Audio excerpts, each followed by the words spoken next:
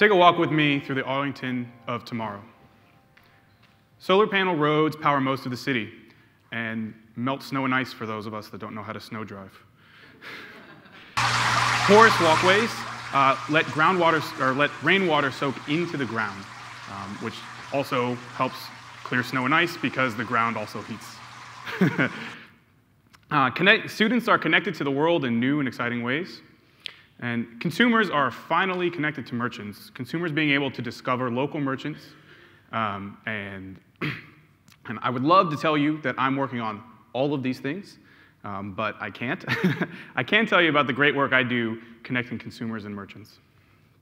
So Arlington's all about its local merchants, from shops and boutiques to pharmacies, from exotic food and dive bars to burrito stands. Arlington is spackled with merchants as diverse as the community around it. But I don't have to tell you guys that, right? You guys all love Arlington. Well, I'm from Annandale, and when I went to school at the University of Maryland, I thought I knew everything there was to know about Northern Virginia. That lasted about 2 weeks because someone asked me about Honey Pig, which is a very famous Korean barbecue place in Annandale. I had no idea what it was, and it was located less than a mile away from my house. It took me until the next summer to understand what and where Clarendon is, despite having had my high school prom at Clarendon Ballroom. I didn't visit Del Rey until after graduation. I didn't know about the growing community around Columbia Pike until I started working the Columbia Pike farmers market. What's going on here? Is this me being aloof? That would probably be what my mom says. But maybe there's something else. Part of the problem, for sure, is that big national chains have very expensive marketing teams that are able to invest in smartphone apps and other kinds of media to entice customers to go there. This is a very merchant-centric view of the world, by the way.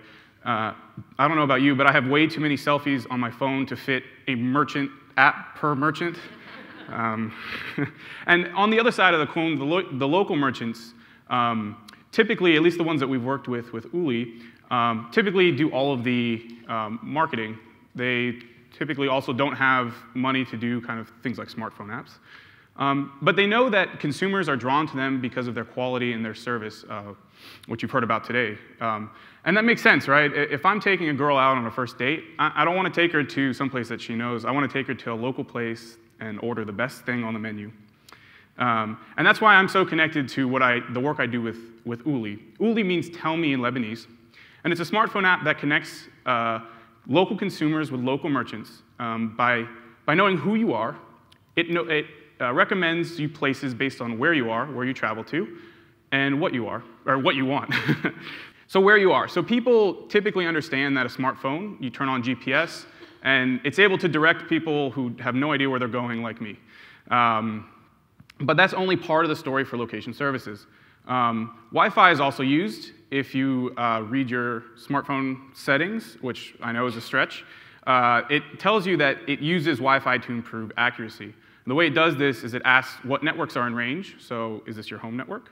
Or it uses your internet provider to say, where are you? So Verizon, for example, knows where your house is. Both of these things have drawbacks. The first is that they're battery intensive. Everyone understands that. But GPS in particular is blocked heavily by buildings and people, something that Arlington has a lot of. Wi-Fi is, of course, hard to set up everywhere, and also only accurate to about 100 meters, which for an app like Uli isn't going to be enough.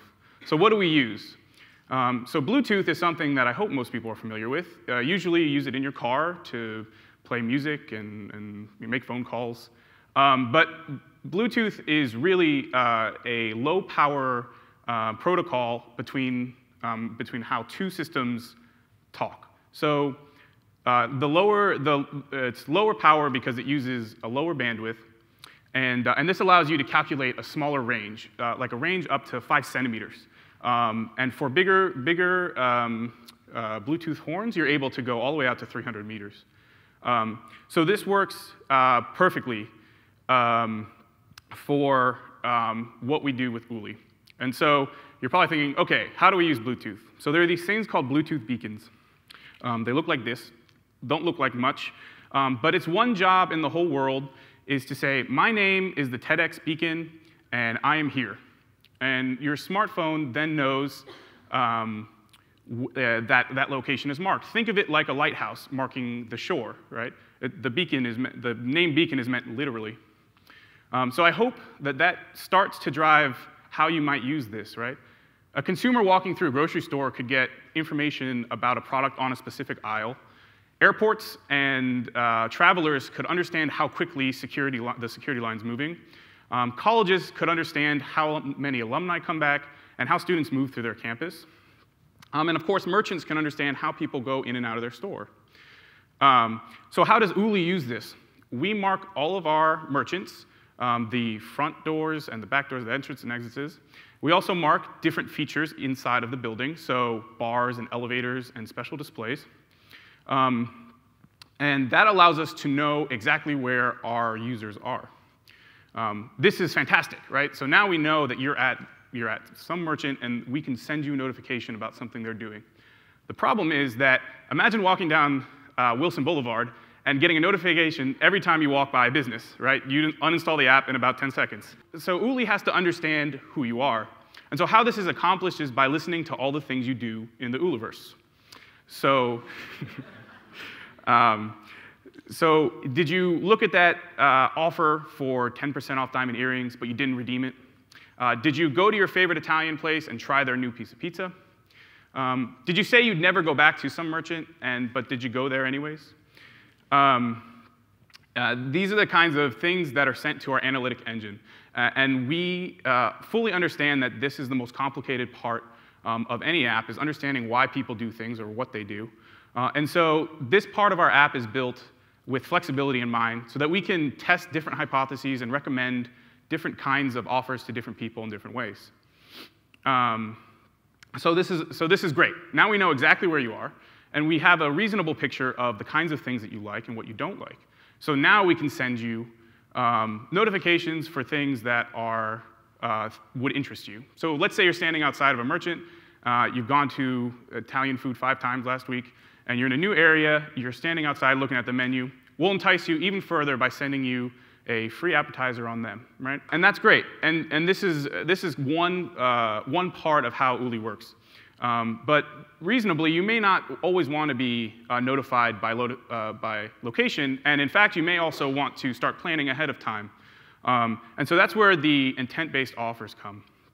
And so the idea here is that you have some intent. You want to eat dinner, you want to pamper yourself, and you have a time and a location that you have in mind to do these things, but you don't really have a specific thing that you're looking for. And so after you fill out kind of what parts of all these different parts of your intent, we return to you 3 different picks. And these picks they're not ordered 1, 2, 3. There are 3 different types of things. The first is an offer based on things that you've done. And this is kind of the most natural thing you can imagine, right? Okay, you've gone to the Thai place 8 times this month. You're probably going to like, other Southeast Asian food.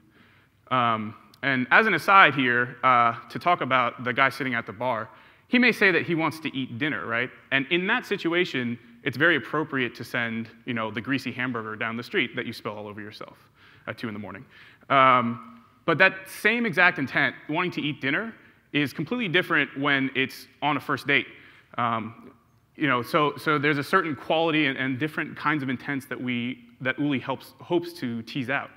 If you're like me, you'll order the hamburger anyways and spill it all over yourself. The second kind of pick is is the similar users. And so this is what's really cool about collecting all of the local merchants onto one platform. The idea here is that I may like all these sorts of foods, and you may also like all these sorts of foods or offers or whatever. And because I like something new, we're going to send it to you as well. We're going to recommend it and say, you would enjoy this because this other person does. And the third and my favorite category is a completely random offer. And so this is an offer that matches what you want to do. You want to eat dinner in this location at this time. And And it's the recognition that serendipity happens all on its own, right? Part of discovering a neighborhood or your local community is trying out different things that you didn't even know were there. And so no amount of data mining or event analyzation or voodoo magic could ever tell us that you wanted to try that, that new Italian ice place down the street. Matching consumers and merchants is tricky business. It requires knowing who you are, where you are, and what you want to do. We use Bluetooth beacons to have hyper-local information about you. And banding together all of our local merchants under one flag helps everybody. Thank you very much. Please check out Uli. We are connecting local merchants, and we're trying to transform the county of Arlington into our county of Arlington. Thank you very much.